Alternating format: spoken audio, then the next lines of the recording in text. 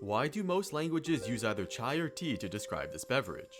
Over 5,500 years ago, according to legend, Chinese Emperor Shennong was sitting by a tree drinking a bowl of boiled water when leaves from the plant fell into it. He drank the new beverage, surprised by its taste and restorative properties, giving birth to tea.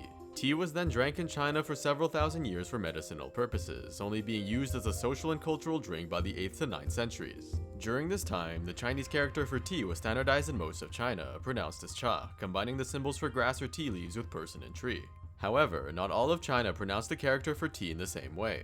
In most Chinese dialects, such as Mandarin, cha was used, while in other dialects of the Min language group, specifically Hokkien from parts of the southeastern coast, it was pronounced as te. This distinction is incredibly important. While most of China used cha, one of its most prominent coastal and trade regions used te, explaining how the two words spread to the rest of the world. Tea soon spread outside of China through the Silk Road, reaching India and the Middle East. With time, the drink, traded as compressed tea bricks, found its way to Persia, becoming chai in the local language. The inland tea trade spread beyond Persia, going to North and East Africa, Anatolia, Central Asia, and Eastern Europe.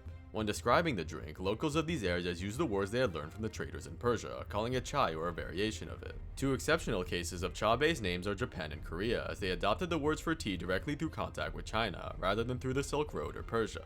Therefore, instead of using a variation of chai from Persian, it's called cha in Korean and ocha in Japanese. But what about tea? In the 16th century, the Portuguese arrived in southern Chinese ports and interacted with locals through trade and missionary work, discovering tea. The drink found its way back to Europe, and by 1610, the Dutch East India Company was the first to begin shipping tea from China to Europe on a large scale. The drink soon gained immense popularity among the wealthy. Of course, like with chai from inland trade, they used the word they learned from where they got it from.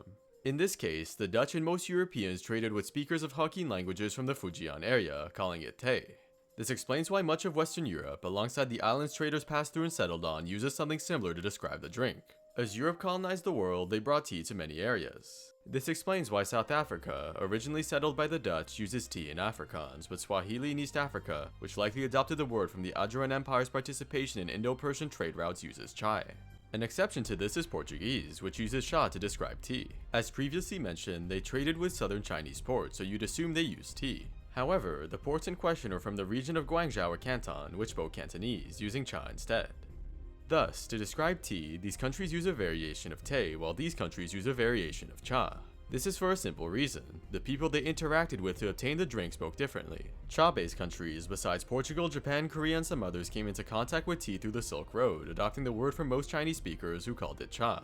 Te-based countries, on the other hand, came into contact with tea through maritime trade from the port of Fujian, whose locals called it te, subsequently spreading the word across the globe.